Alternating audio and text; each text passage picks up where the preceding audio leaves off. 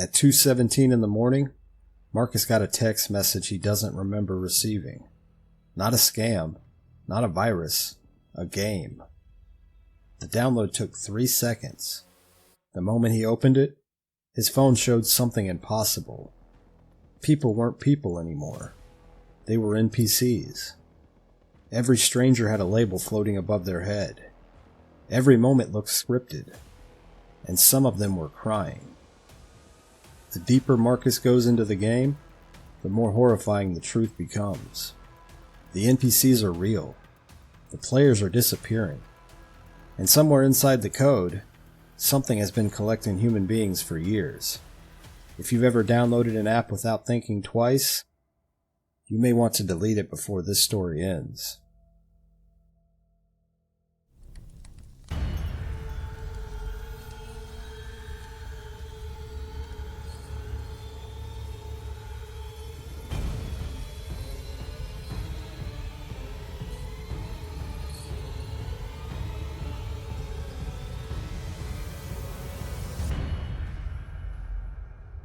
Welcome to the Haunted Horror Half-Hour horror stories that haunt your mind. Marcus Hill didn't remember the moment his phone buzzed. That was the first thing that bothered him. Not the message itself, not the link, just the absence of memory, like a skipped frame in a video you didn't realize you were watching. It was 2:17 a.m., the slowest hour of his shift. The security office smelled faintly of burnt coffee and carpet cleaner, the kind of place where time went to rot. 6 monitors flickered in front of him, each showing empty hallways, locked doors, a vending machine glowing under fluorescent lights. Nothing ever happened here. His phone lit up on the desk. Unknown number. Reality check. Now available in your area. Download. Marcus frowned. Yeah, alright. He almost ignored it. Almost. But boredom has a way of lowering standards. The download took less than 3 seconds. No loading bar, no permissions. Just done. The app opened on its own. The screen showed his office. Not a camera view. Something else. Sharper, deeper, like the image understood space. Marcus slowly raised his phone. On screen, the room shifted with him, perfectly aligned, but subtly wrong. The shadows leaned in directions they shouldn't. The corners of the room looked heavier. A small icon blinked on the top corner. Level 1. Okay, Marcus muttered. So it's like Pokemon Go or something? A soft chime. A figure appeared on the screen, standing in the hallway outside his office. Marcus froze. He turned his head toward the real hallway. Empty. Back to the phone. The figure was still there. A man. Mid-40s, maybe. Slumped posture. Wearing what looked like a janitor's uniform. His name hovered above him in faint text. NPC. Walker, D. Marcus let out a short laugh. That's actually kind of impressive. He stood up, pushing his chair back with a quiet scrape. On the screen, the man shifted his weight. Not looping, not repeating, waiting. Marcus opened the office door. The hallway beyond was exactly as it always was. Silent, sterile, buzzing with overhead lights. He raised the phone again. The man was closer now. Not walking, just closer. Marcus's smile faded. Okay, didn't see that animation. He took a step forward. The NPC mirrored him. Not in movement, but in presence. Like distance itself was being adjusted instead of steps being taken. Marcus stopped. So did the man. For a moment, neither of them moved. Then the NPC's head tilted slightly. Not like a programmed gesture, like curiosity. Marcus felt something cold slide into his chest. Yeah, he whispered, backing toward the office. Nope. He shut the door and locked it. His pulse ticked up faster than it should. He stared at the phone. The NPC was now standing directly on the other side of the door. Marcus hadn't heard any footsteps. He hadn't heard anything. The label flickered. NPC, Walker D. For just a fraction of a second, the text changed. Player, Walker D. Marcus blinked. It switched back. NPC. The man on the screen slowly raised his hand and knocked. 3 soft taps echoed from the real door. Marcus dropped the phone. The screen cracked on impact. For a split second before it went black, the NPC leaned closer, his face filling the display, and his lips moved without sound. Marcus could have sworn the man said, "You're new." The silence that followed those 3 knocks didn't feel empty. It felt heavy, like the air in the room right before a lightning strike. Marcus didn't sleep for the rest of his shift. He sat in his chair, eyes locked on the cracked screen of his phone, waiting for it to buzz, to light up, to do anything. It stayed dark. But when the morning sun finally cut through the security office blinds, the dread didn't vanish. It just changed shape. By 3 p.m., Marcus was sitting on a park bench downtown. He'd replaced the phone, a cheap burner smartphone from a bodega, but the moment he logged into his cloud account, the app was already there. Reality check. It hadn't needed an install. It was just waiting. He opened it. The AR overlay mapped the park with terrifying precision. Every blade of grass, every rusted trash can, rendered in hyper-real clarity. But it was the people that made Marcus's throat go dry. The park was busy, but according to his screen, it wasn't full of people. It was full of assets. Above a teenager on a skateboard, NPC, Miller, J. Above an old man feeding pigeons, NPC, Vance, E. Marcus zoomed in on a businessman sitting across the fountain. NPC, Greer, T. On the phone, Greer looked normal, until Marcus noticed the pacing. The man took a bite of his sandwich. He chewed exactly 4 times. He swallowed. He waited exactly 8 seconds. Then, he took another bite. 4 chews. Swallow. 8 seconds. Marcus felt a prickle of sweat on the back of his neck. He adjusted the digital lens, cropping closer onto Greer's face. That's when the illusion broke. Greer's character model wasn't just looping. It was resisting. While the man's hands mechanically raised the sandwich to his mouth, his eyes were darting frantically from side to side, wide with a feral, trapped panic. His jaw muscles clenched so hard Marcus could see the strain on the digital render. Suddenly, Greer's head snapped. On the screen, the NPC didn't look at the fountain anymore. He looked directly at Marcus. The businessman in real life remained completely still, staring blankly ahead. But on the phone screen, the NPC rose from the bench. He didn't walk toward Marcus. He lunged toward the camera view, his face slamming violently against the inside of the glass. Marcus gasped, nearly dropping the phone again. The digital rendering of Greer pressed both palms flat against the inside of Marcus's screen, leaving oily, pixelated smudges. He opened his mouth, his chest heaving in a silent, desperate hyperventilation. The game's audio didn't play a sound, but Marcus could see the man's throat vibrating. He was screaming. Marcus zoomed in further, his own hand shaking so badly the image blurred. Through the digital grain, he saw it. Clear, liquid tears pooling in the corners of Greer's eyes, tracking down the high-definition pores of his face. The businessman was begging. A notification banner cut across the crying man's forehead, flashing in a cheerful, neon font. Daily quest. Follow NPC Greer T to Safe Zone. Reward, 50 XP. Progress to level 2. In real life, the businessman abruptly stood up, his face in a motionless mask, and began walking down the street with a stiff, military stride. On the screen, the trapped entity remained pressed against the glass for one more second, staring into Marcus's soul before it was violently yanked backward by an invisible cord.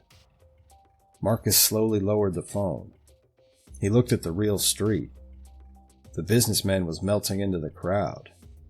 They weren't programs. They were prisoners. And the game was directing the traffic. Marcus didn't follow Greer. He told himself it was a choice. It wasn't. He sat on the park bench for 20 minutes after the businessman disappeared around the corner, staring at the quest notification still blinking across his cracked screen like a patient, polite threat. Eventually it faded. No penalty. No alarm. Just a quiet, almost disappointed silence from the app. The way a teacher might look at a student who didn't turn in their homework. We'll try again tomorrow. Marcus went home and didn't eat. He sat at his kitchen table with the phone face down and spent 2 hours being completely, aggressively rational. It was a sophisticated app. Facial animation had come a long way. The tears were a rendering trick. A detail added specifically to create the reaction he was having right now. Because virality lives in the uncanny valley, and whoever built this understood that better than anyone. He almost believed himself. At 1:48 a.m., he opened Reality Check again. The overlay loaded over his apartment. Empty. No NPCs. Just the familiar distortion of shadows leaning wrong, corners sitting heavy. Outside his window, the street was quiet enough that he could hear the traffic light on the corner cycling, the mechanical tick, tick, tick of a city breathing in its sleep. He walked. He wasn't following a quest. He just needed to see the town through the screen again, needed to catalog it, understand it. That's what he told himself. The app led him to Colbury Lane the way a current leads a boat. Not pushing, just making everywhere else feel slightly more difficult. Number 14 was a narrow 2-story with aluminum siding and a porch light someone had stopped bothering to replace. A blue television glow pulsed behind the downstairs curtains. Marcus could smell cigarette smoke threading through the cold air, stale and sweet, the kind that lives in furniture. He raised his phone. NPC, Alderman, F. She was standing at the upstairs window. On the screen, she was perfectly still. In real life, Marcus lowered the phone, looked up with his bare eyes. The window was dark, curtain drawn. He raised the phone again. She was still there. Her eyes, rendered in awful detail, tracked the movement of his phone. Not the screen, the phone. She knew exactly where the camera was. Her lips moved. Marcus zoomed in with trembling fingers until her face filled the screen completely. Every sleepless line, every burst capillary, the hollow architecture of someone who had been afraid for a very long time. 2 words. Help us. From inside the house, the television cut to static. Marcus didn't go home after Colbury Lane. He drove. No destination, no plan, just movement. The image of Miss Alderman's face lingering in his head like a burn mark. Every time he blinked, he saw her exhausted eyes and those 2 silent words. Help us.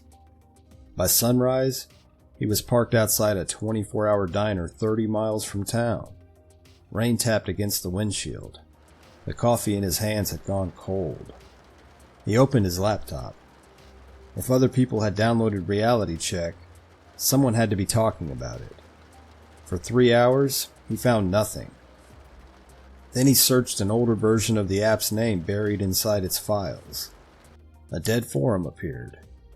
No advertisements, no profile pictures, no moderators. Just a black background and dozens of discussion threads. The newest post was 7 months old. Marcus clicked. His stomach tightened immediately. The first message could have been written by him. Anyone else seeing NPCs cry? The next thread. The people aren't fake. Another. I followed one home. Marcus kept scrolling. Every post told the same story. Players discovering the truth. Players realizing the NPCs were real people. Players trying to free them. Then the post stopped. Not gradually, abruptly. Entire accounts vanished mid-conversation. One user named LevelRunner92 documented everything in obsessive detail. Day 3, Day 5, Day 8, Day 11. Each update became more frantic. Marcus read every word. His hands shook harder with each page. They're watching me through reflections now. The next post. The NPCs know my name. The next. I uninstalled it. Didn't work. Then silence. Account inactive. Marcus clicked profile after profile. Every story ended the same way. No goodbye, no explanation, just disappearance. Outside, thunder rolled across the morning sky. Marcus rubbed his eyes. A new notification appeared on his phone. Reality check. Level 6 achieved. The message shouldn't have been possible. He hadn't completed anything. He hadn't even opened the app. His pulse jumped. Slowly, he returned to the forum. At the very bottom of the final thread was a single post. No username, no avatar, just a timestamp. Tuesday, 3:14 a.m. Marcus read it once, then again, and again. The words seemed to grow heavier each time. Don't finish the game. Whatever you do, don't reach level 7. That's when it sees you back. A chill crawled up his spine. The rain outside had stopped. The diner parking lot sat perfectly still. No cars moving. No people walking. No sound at all. Then Marcus noticed something strange. The forum clock in the corner of the screen displayed the current time. 3:14 a.m. His laptop read 8:27 a.m. Marcus stared. The forum refreshed by itself. A new reply caught beneath the warning. His breath caught. The username was his own. Marcus Hill 28. The message was already posted. He hadn't typed it. He hadn't touched the keyboard. Yet there it was. Just 4 words. I can see you. The laptop webcam light blinked on. And from somewhere inside the phone, resting face down on the diner table, something knocked 3 times. Tap, tap, tap. He just drove. 4 hours. State lines blurred past in long, empty stretches of highway, the sky bleaching from gray to a washed-out afternoon blue. He kept the radio off. Every sound the car made felt important. The engine, the tires, his own breathing. The phone stayed in the glove compartment. He hadn't turned it on, hadn't touched it. That felt like control. By the time he pulled into Dana's driveway, his hands were stiff on the wheel. Her house looked exactly the same. White siding, green shutters, a wind chime on the porch that sang softly in the breeze. The normalcy of it hit him harder than anything else had. Marcus sat in the car for a full minute before getting out. The front door opened before he reached it. Marcus? Dana stepped out, confusion already turning into concern. What are you doing here? You look... I just needed a couple days. He didn't explain. She didn't push. That was Dana. Inside, the house smelled like pine cleaner and fresh coffee. Something warm was cooking in the kitchen. Garlic, maybe butter. Familiar. Grounding. Safe.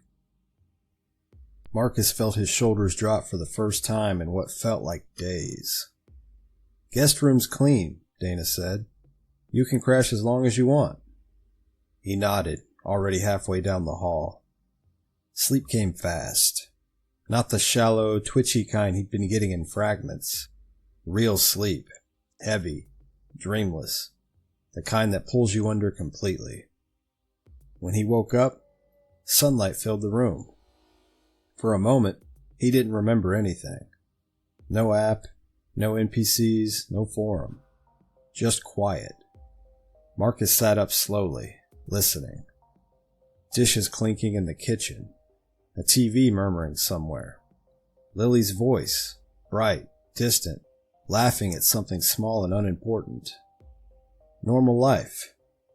He exhaled, long and steady. 18 hours passed like that. Coffee on the back porch.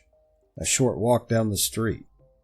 No notifications, no glitches, no shadows leaning the wrong way. He checked the phone once. Still off. Still silent. That night, after dinner, Marcus stood at the kitchen sink, raising a plate he hadn't really eaten from. "You're doing better," Dana said behind him. "Yeah," he replied. And for the first time, it didn't feel like a lie. The house settled into evening. Lights dimmed. The television clicked off. Lily was sent to bed with the soft protest of a child negotiating for 5 more minutes. Marcus lingered in the hallway after everyone turned in, just listening. The quiet here was different. Not heavy, not waiting, just quiet. He leaned against the wall, eyes half closed. Somewhere deeper in the house, a floorboard creaked. Marcus didn't move. Another creak. Lighter this time. Small. Measured. He opened his eyes. "Dana?" he called softly. No answer. The hallway stretched ahead of him, dark except for the faint glow of a nightlight near Lily's room. Another sound. Not a creak. A tap. Marcus's stomach tightened. It came again. Soft. Close. Tap. Tap. Tap. Marcus turned slowly toward the kitchen. The sound wasn't coming from the hallway. It was coming from inside the house. From the counter. From the glove compartment key he'd left beside the sink. And the phone it belonged to was no longer in the car. The kitchen was dead silent now. Marcus stood frozen, his heart hammering against his ribs like a trapped animal. He approached the counter, his eyes fixed on the car keys. Beside them sat a sleek, silver tablet. Not his phone. It belonged to Lily. A soft shadow shifted in the doorway. Marcus jumped, his breath catching in his throat. Lily was standing there in her footy pajamas, rubbing her eyes with one hand, holding a half-empty glass of water in the other. "Uncle Marcus?" she whispered, her voice thick with sleep. "I can't sleep. The tablet keeps making funny noises." Marcus forced his muscles to relax, trying to paste on a reassuring smile. "Hey, Bug. It's okay. What kind of noises?" "Like someone tapping on a window," she said, holding the screen out to him. "Can you turn it off? I want to show you the cool new game first. A nice man sent me a link for it on my messages." A cold, greasy wave of dread washed over Marcus. He slowly reached out and took the tablet. The screen was vibrant, glowing with a flawless high-definition AR overlay of their exact location. It mapped Dana's hallway, the kitchen, and the very spot where Marcus was standing. But it wasn't an empty map. Centered on the screen was a detailed 3-dimensional character model.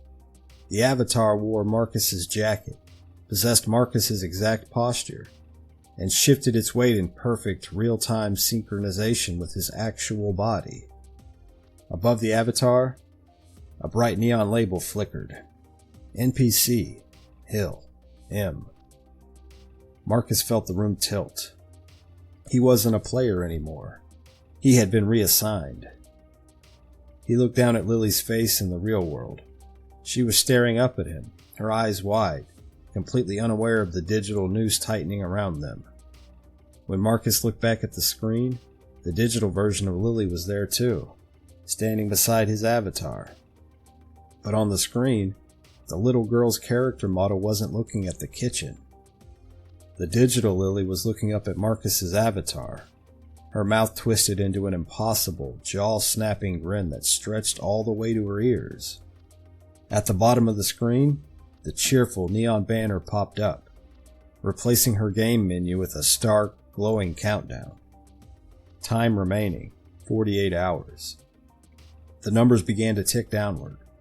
47 hours, 59 minutes, 59 seconds. 47 hours, 59 minutes, 58 seconds. From the tablet's internal speaker, a familiar, disembodied voice whispered, cutting through the quiet house with absolute clarity. Slot filled. Welcome to the board, Marcus. Marcus didn't sleep that night. He sat on the edge of the guest bed with Lily's tablet face down on the floor, watching the ceiling and listening to the house breathe around him. Dana's bedroom door, the refrigerator hum, the wind chime on the porch. Barely moving now, barely alive. At 4 a.m., the headache started. Not behind his eyes, between them. A deep, pressurized ache, like something was pressing two thumbs into the center of his skull from the inside. He'd had migraines before. This wasn't that. This was directional. This had an opinion. He ignored it. It got worse. By 5 a.m., he was on his knees on the bathroom floor, forehead against the cool tile, breathing through his teeth. The pressure built in slow, deliberate pulses, each one timed exactly 4 seconds apart. Then on his phone, the phone he had left in the glove compartment, the phone that had somehow walked itself into the house, lit up on the bathroom counter. One notification. Scenario 1. Return to origin point. You have 6 hours. Marcus stared at it. No, he whispered. The pressure spiked so hard his vision whited out. He gripped the sink and hauled himself upright, gasping. When his vision cleared, he was facing the mirror. His reflection looked back at him, pale and hollowed out. The pressure ebbed. Not gone, just waiting. He tried to sit down at the kitchen table instead, tried to think through his options, tried to be rational. The headache let him get as far as pulling out a chair before it returned. Tighter this time, more specific, curling around a particular memory with surgical precision. The night his father died, the hospital waiting room, the smell of industrial cleaner and old coffee, and the specific quality of silence that means something irreversible has already happened. Marcus hadn't thought about that night in 3 years. The game had found it in under 3 seconds. He stood up. The pressure immediately softened to a low, almost gentle thrum. Good, it seemed to say. See? That wasn't so hard. He packed nothing. He left no note. He walked to his car in the gray, pre-dawn, the driveway cold and wet beneath his shoes, and he sat behind the wheel for a long moment with his hands in his lap. He wasn't driving back because he wanted to. He was driving back because the alternative was being taken apart, memory by memory, until there was nothing left to resist with. The town was 4 hours away. The headache kept perfect time the entire drive. By the time Marcus crossed back into town, the countdown on Lily's tablet had dropped below 20 hours. He didn't look at it anymore. The numbers had become something worse than a threat. They had become a certainty. The headache eased as soon as he reached town limits. Not gone, just satisfied, like a leash finally slackening. Rain drifted through the streets in fine mist. Storefronts glowed behind wet glass. Traffic lights cycled through empty intersections. Everything looked normal. That was becoming the most frightening thing about Reality Check. It never needed to break reality. It simply occupied it. Marcus spent the next 6 hours digging. Library archives, dead websites, cached forum pages, old app stores. Reality Check had existed under dozens of names. Neighborhood Watch, life map, citizen, mirror world. Different icons, different interfaces, same reports, people disappearing, strange countdowns, references to NPCs, and one recurring name, the Curator. Nobody knew who it was, not exactly, but survivors described it the same way. Not as a monster, not as an AI, not even as a person. More like a collector. Something patient, something curious, something that gathered people the way a child might collect insects inside of jars. Without cruelty, without mercy, without understanding that the things inside the jar could suffer. Near midnight, Marcus found an archived discussion board from 11 years earlier. Most of the images were broken. Most of the accounts were gone. But one user had uploaded dozens of video files. Evidence. Marcus downloaded everything. The clips showed ordinary moments.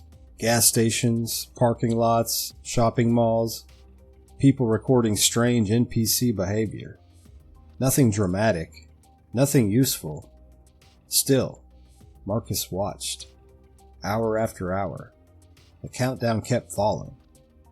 18 hours, 12 minutes, 44 seconds.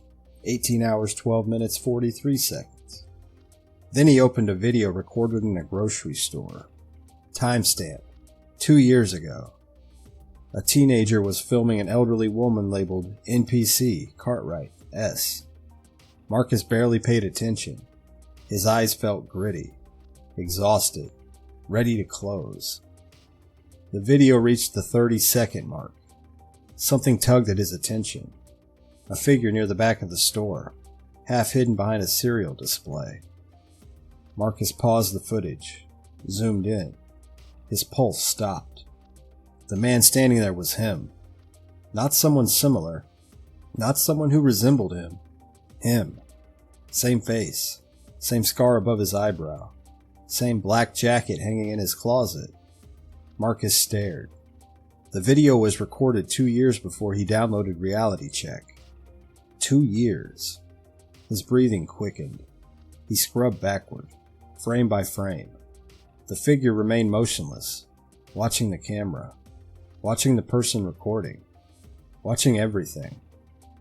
Marcus leaned closer to the screen. Then the figure moved.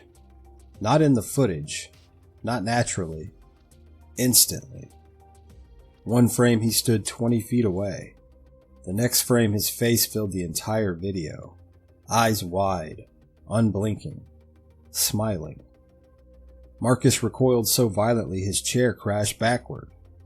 The laptop hit the floor. The video kept playing. And from the speakers came a voice he had never heard before. Calm, interested, almost gentle. Ah. A pause, as if something had finally found what it was looking for. We've been collecting you for a very long time. The countdown dropped to 18 hours, and for the first time since this nightmare began, Marcus realized something far worse than being trapped. The game hadn't chosen him recently. The game had chosen him years ago. The tower wasn't on any map. Marcus had to find it the way the game wanted him to, by following the pressure.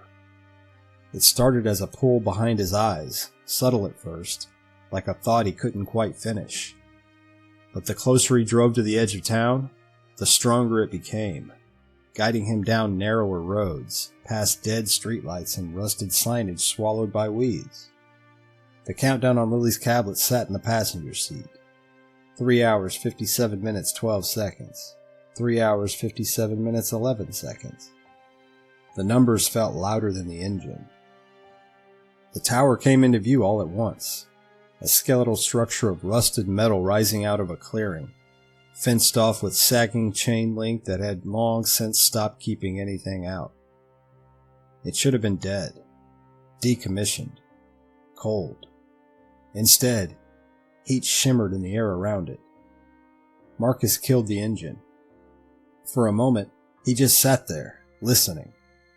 No wind, no insects, nothing. Then, a low hum. Not from the outside, from inside his head. He grabbed the tablet and stepped out of the car. The cold night air hit his skin, but the closer he got to the tower, the warmer it became. Wrong. By the time he reached the broken fence, sweat was already forming at the back of his neck. Server, he muttered. This has to be it. He didn't believe it. He climbed through anyway. The hum deepened with every step, sinking with his heartbeat until he couldn't tell which one was his. At the base of the tower sat a small concrete building. No markings, no lights. The door was already open. Of course it was. Marcus hesitated. Then the tablet vibrated. 3 hours, 12 minutes, 44 seconds. He went inside. The heat hit him like a wall. Not ambient. Directed. Alive. The room was small, windowless, and every inch of the walls was covered. Printed photos. Hundreds. No. Thousands. Marcus stepped closer. Every image showed a person. Different ages, different places, different years. But all the same moment. The second they realized. Eyes wide, mouths opening. Faces caught in the exact instant understanding broke them. Captured. Cataloged. Collected. Marcus's stomach twisted as he scanned the wall and found himself. Dozens of times. In the diner. In the park. Standing outside 14 Colbury Lane. Even here. Photos he had never taken. Moments he didn't remember. All pinned in place like specimens. Jesus. The hum shifted. Behind him. Marcus turned. An old single terminal sat in the center of the room. Old. Out of place. Waiting. The screen flickered to life as he approached. No password, no interface, just text. Level 7. A blinking cursor. Marcus swallowed hard and stepped closer. This is it, he whispered. This is where it ends. He reached for the keyboard. The screen changed. Not to code, not to controls. A live video feed. Dana's house. Marcus froze. The angle was wrong. Too high. Too still. Like it wasn't being recorded by a person. Like it was being observed. The camera drifted slowly down the hallway. Past the kitchen. Toward Lily's room. The door creaked open. Inside, Lily slept under a dim nightlight, curled on her side, one hand tucked under her cheek. Unaware. Exposed. The feed zoomed slightly, and text appeared beneath her. Player, Lily Hill. Status, active. The countdown reset. 48 hours. Marcus staggered back. No. The timer began ticking down. 47 hours, 59 minutes, 59 seconds. 47 hours, 59 minutes, 58 seconds. The hum in the room deepened, almost satisfied. Then, the screen flickered. For a single frame, Lily's eyes snapped open. She wasn't looking at the ceiling. She was looking directly into the camera. Directly at him. And she smiled. The terminal chimed softly. New objective. Complete level 7. Marcus felt it then. Not fear. Not panic. Recognition. Like something on the other side of the screen had finally focused on him completely. Seen him clearly. And decided he was ready. Marcus beat level 7 the way drowning men reach the surface. Not with skill, not with strategy, but with the last reserves of something that refused to quit. The terminal had given him a sequence, a pattern, inputs that felt less like a puzzle and more like a test of willingness. How far would he go? How much would he surrender to save someone he loved? He answered everything. He gave it everything it asked for. At 3 seconds, the screen went white. The hum stopped. The heat left the room instantly, like a held breath finally released. Marcus stood in the sudden cold, chest heaving, hands shaking over the keyboard. Then his phone lit up. Every phone in the room lit up. Devices he hadn't noticed scattered across the floor like shed skins, all displaying the same message simultaneously. Game over. All players released. Marcus drove to Dana's house without stopping. Lily was asleep. Really asleep this time. Slow breathing, relaxed hands, the uncomplicated rest of a child with nothing to fear. The tablet on her nightstand was dark, dead. When Marcus pressed the power button, nothing happened. He stood in her doorway for a long time. Then he sat on the back porch until sunrise, watching the sky go from black to purple to a pale, ordinary blue. Birds began. A neighbor's sprinkler kicked on. Somewhere down the street, a garbage truck made its rounds. Normal. All of it. He started to cry, quietly, the way adults do when no one is watching. The first thing he noticed was 3 days later. He was brushing his teeth, half awake, running on the shallow sleep of someone slowly unwinding from trauma. He raised his eyes to the mirror. His reflection raised its hand a half second after he did. Marcus went still. He lowered his hand. The reflection lowered its hand. Normal timing. Perfect sync. Had he imagined it? He turned away from the mirror. He nearly made it out of the bathroom before he stopped. A feeling.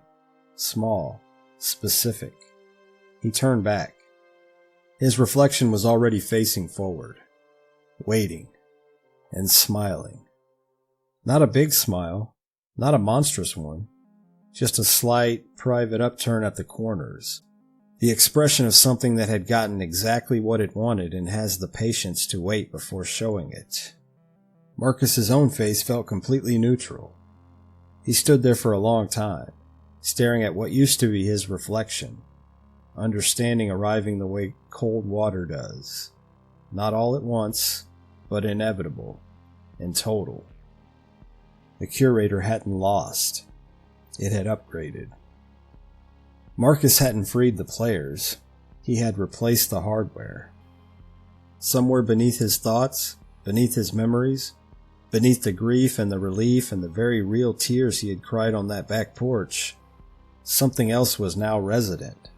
Something that had spent a decade learning how to wear people comfortably. He went to work that night. He smiled at the right moments. Asked the right questions, held the door open for a woman in the parking lot who thanked him and didn't notice that the man holding the door had stopped blinking. At 2:17 a.m., the slowest hour, his phone buzzed. He already knew what it was. He sent the link without reading it. Somewhere across town, a stranger's phone chimed once, soft and cheerful, in the dark. Reality check. New players available in your area.